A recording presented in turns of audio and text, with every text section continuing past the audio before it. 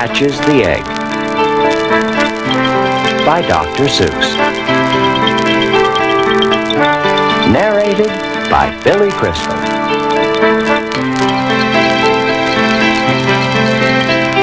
Sighed Maisie, a lazy bird hatching an egg. I'm tired and I'm bored and I've kinks in my leg. I'm just sitting here day after day. It's work, how I hate it. I'd much rather play.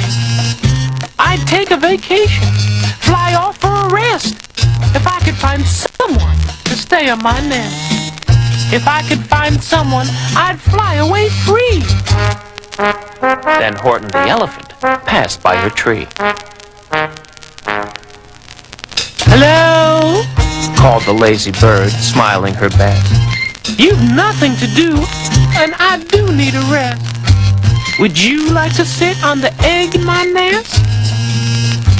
The elephant laughed. Why, of all silly things, I haven't feathers and I haven't wings. Me on your egg? Why, that doesn't make sense. Your egg is so small, ma'am, and I'm so immense. Tut, tut, answered Maisie. I know you're not small, but I'm sure you can do it. No trouble at all. Just sit on it softly. You're gentle and kind. Come, be a good fella. I know you won't mind. I can't, said the elephant. Please, begged the bird. I won't be gone long, sir. I give you my word. I'll hurry right back. Why, I'll never be missed. Very well, said the elephant. Since you insist, you want a vacation. Go fly off and take it. I'll sit on your egg, and I'll try not to break it. I'll stay and be faithful. I mean what I say. Toodaloo! Sang out Maisie, and fluttered away. The first thing to do, murmured Horton. Let's see. The first thing to do is to prop up this tree and make it much stronger. That has to be done before I get on it. I must weigh a ton. Then carefully, tenderly, gently he crept up the trunk to the nest where the little egg slept. Then Horton the elephant smiled. Now that's that. And he sat, and he sat, and he sat, and he sat. And he sat all that day, and he kept the egg warm. And he sat all that night through a terrible storm. It poured and it lightened, it thundered, it rumbled. This isn't much fun, the poor elephant grumbled. I wish he'd come back, 'cause I'm cold and I'm wet. I hope that Maisie bird doesn't forget. But Maisie by this time was far beyond reach, enjoying the sunshine way off in Palm Beach, and having such fun, such a wonderful rest, decided she'd never go back to her nest. So Horton kept sitting there day after day, and soon it was autumn. The leaves blew away. And then came the winter, the snow and the sleet, and icicles hung from his trunk and his feet. But Horton kept sitting and said with a sneeze, I'll stay on this egg and I won't let it freeze. I meant what I said, and I said what I meant.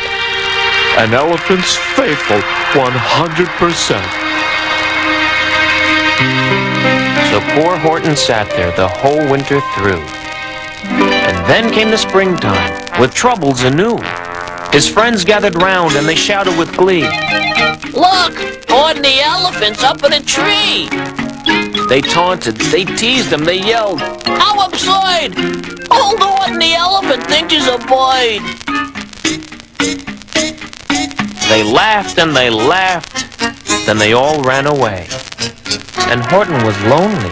He wanted to play. But he sat on the egg and continued to say, I meant what I said, and I said what I meant. An elephant's faithful 100%. No matter what happens, this egg must be tended. But poor Horton's troubles were far, far from ended. For while he sat there so faithful, so kind, 3 hunters came sneaking up, softly behind. He heard the men's footsteps. He turned with a start. 3 rifles were aiming right straight at his heart. Did he run? He did not. Horton stayed on that nest. He held his head high, and he threw out his chest. And he looked at the hunters as much as to say, "Shoot if you must, but I won't run away. I meant what I said, and I said what I meant. An elephant's faithful, 100%. But the men didn't shoot. Much to Horton's surprise, they dropped their 3 guns and they stared with wide eyes. Look! They all shouted. Can such a thing be? An elephant sitting on top of a tree. It's strange. It's amazing. It's wonderful. No! Don't shoot him. We'll catch him. That's just what we'll do. Let's take him alive. Why, he's terribly funny. We'll sell him back home to a circus for money. And the first thing he knew, they had built a big wagon with ropes on the front for the pullers to drag on. They dug up his tree, and they put it inside, with Horton so sad that he practically cried.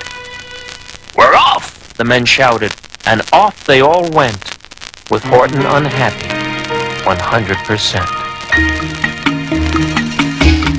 Up out of the jungle, up into the sky, up over the mountains 10,000 feet high. Then down, down the mountains and down to the sea went the cart with the elephant, egg nest, and tree. Then out of the wagon and onto a ship, out over the ocean, and oh, what a trip! Rolling and tossing and splashed with the spray. And Horton said day after day after day, I meant what I said, and I said what I meant. But oh, am I seasick, 100%. After bobbing around for 2 weeks like a cork, they landed at last in the town of New York. All ashore! The men shouted, and down with a lurch went Horton the elephant, still on his perch, tied onto a board that could just scarcely hold him. Bump! Horton landed, and then the men sold him. Sold to a circus. Then week after week, they showed him to people at 10 cents a peek. They took him to Boston, to Kalamazoo, Chicago, Weehawken, and Washington too. To Dayton, Ohio, St. Paul, Minnesota, to Wichita, Kansas, to Drake, North Dakota. And everywhere, thousands of folks flocked to see and laugh at the elephant up in a tree. Poor Horton grew sadder the farther he went, but he said as he sat in the hot, noisy tent, I meant what I said, and I said what I meant. An elephant's faithful, 100%.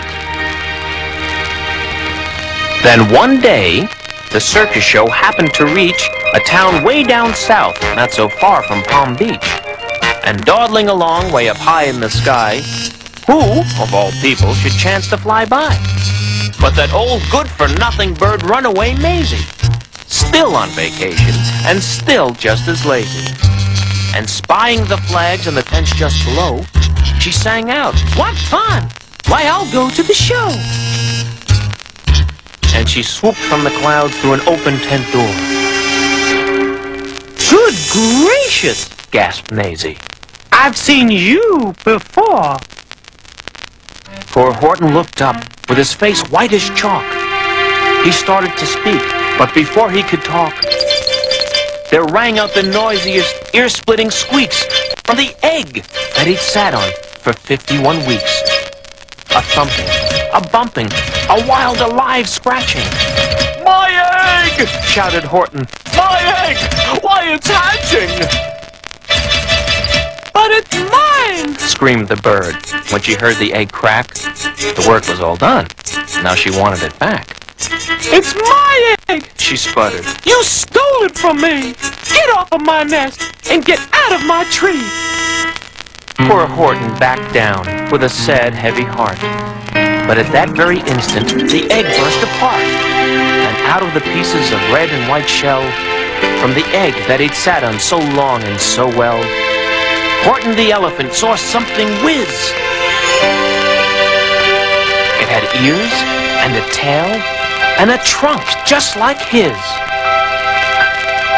And the people came shouting, "What's all this about?" They looked and they stared with their eyes popping out. And they cheered and they cheered and they cheered more and more. They'd never seen anything like it before. "My goodness! My gracious!" they shouted. "My word! It's something brand new. It's an elephant bird."